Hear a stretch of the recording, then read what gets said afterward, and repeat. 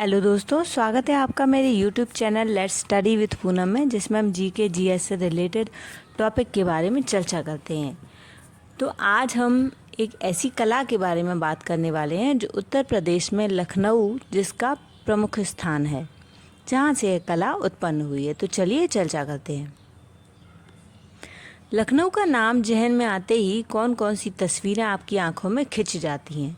शायद नवाब, शाही महल, कोठियाँ, झरोखे, दस्तकारी, बिरयानी, तहजीब और चिकनकारी का हसीन काम। अदब और इल्म के इस शहर ने हिंदुस्तान को कई कलाएं बख्शी हैं। वाजिद अली शाह जैसे कला प्रेमी और नवाबों की विरासत और शान शौकत की कहानियाँ शहर का ज़र्रा ज़र्रा आज भी सुनाता है। कथक नृत्य और ठुमरी गायन भी इसी शहर लखनऊ की ही देन है। चिकनकारी की कला भी लखनऊ के इसी तहजीब और विरासत का एक हिस्सा है। आज हम आपको चिकनकारी कढ़ाई के रोचक इतिहास और वर्तमान में फैशन इंडस्ट्री में इसकी स्थिति के बारे में बताएंगे। चिकनकारी के सबसे पहले नाम के बारे में जानते हैं कि इसका नाम चिकनकारी कैसे पड़ा। चिकन शब्द टर्किश शब्द चिक से इजाद किया गया है, जिसका अर्थ हिंदी में छोटे छोटे छेद बनाना है। आपको बता दें कि मुर्रे, जाली, बखिया, टेपची, टप्पा आदि चिकनकारी के 37 प्रकार के प्रमुख नाम हैं। इतिहास के पन्नों को पलटा जाए तो पता चलता है कि चिकन की ये विधा किसी कशीदाकारी मुग़ल बादशाह जहांगीर की बेगम नूरजहां के दौर में भारत आई और काफ़ी परवान चढ़ गई। मगर सबसे पहले चिकनकारी का काम ईरान में शुरू हुआ। ऐसा कहा जाता है कि ईरान के इलाके में झीलें बहुत हैं और उसमें स्वान भी हैं। स्वान की लचीली गर्दन से टाँके का कॉन्सेप्ट आया और चिकनकारी के काम की शुरुआत हुई। ईरान से यह कला हिंदुस्तान पहुंची और दिल्ली से मुर्शिदाबाद और मुर्शिदाबाद से ढाका।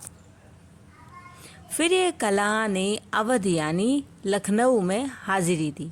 ऐसा भी कहा जाता है कि बेगम नूरजहां की एक कनीज़ जिसे चिकनकारी का काम आता था, उसी ने हिंदुस्तान की कुछ महिलाओं को इस नादिर और नायाब कला से रूबरू कराया।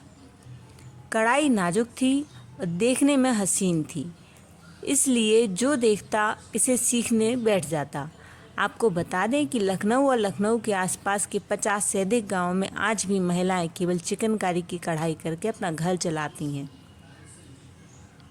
नवाबों के समय में इस कढ़ाई ने अपना थोड़ा सा रूप रंग बदला और चिकनकारी के काम सोने और चांदी के तारों से मुकेश का काम किया जाता था।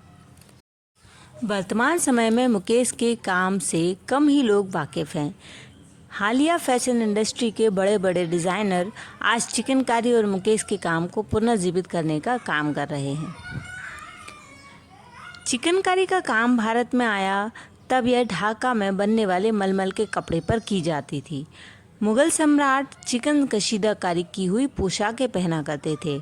आम लोगों के लिए मलमल फैब्रिक पर चिकनकारी का काम किया गया कपड़ा पाना तब के ज़माने में मुमकिन ही नहीं था। मगर वक्त बदला और वक्त के साथ चिकन का काम सूती कपड़े पर भी किया जाने लगा।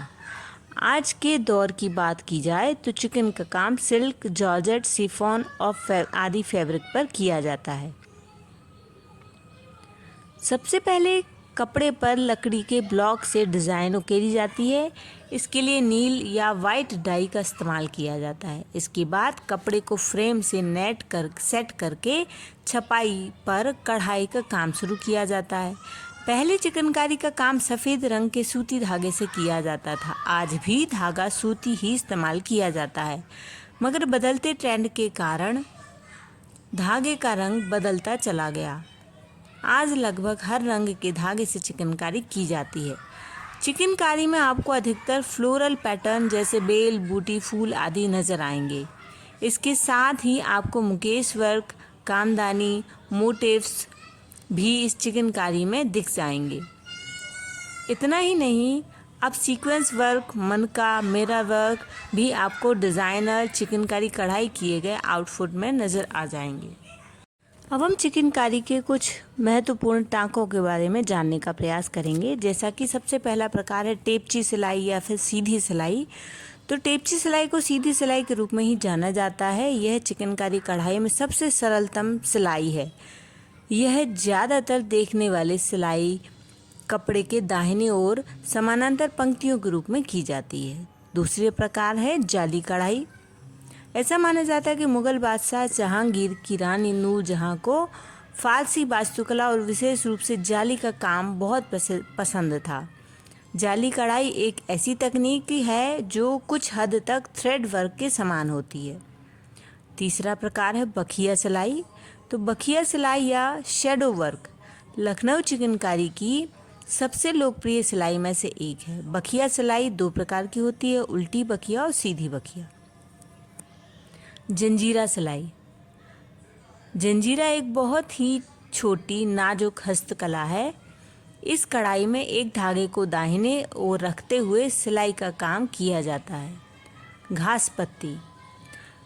अगर आप चिकनकारी में ज़रा सी भी रुचि रखते हैं तो आपको सूट से लेकर ट्रेंडी प्लाजो ज़्यादातर कपड़ों में घास पत्ती की डिज़ाइन ही देखने को मिलेगी। इस सिलाई में वी आकार की पत्तियां बनाई जाती हैं और घास की पत्तियों को दाहिनी ओर से क्रमिक श्रृंखला में बनाया जाता है। चना पत्ती की बात करें तो चना पत्ती और घास पत्ती कुछ हद तक समान होती हैं, लेकिन इनकी आकृति छोटी होती है। कील कंगन। कील कंगन सिलाई चिकनकारी कढ़ाई के एक प्रमुख हिस्सा है। यह सिलाई एक नाजुक तकनीक है और जहां फिश स्केल्स के समान टाँके सावधानी पूर्वक इसमें बनाए जाते हैं। इस तरीके से हमने इस वीडियो में चिकनकारी के कुछ महत्वपूर्ण बिंदुओं पर चर्चा की है और थोड़ा ज्ञान प्राप्त करने की कोशिश की है। तो यदि हमारा वीडियो आपको पसंद आए तो चैनल को लाइक, शेयर और सब्सक्राइब जरूर करें। धन्यवाद दोस्तों।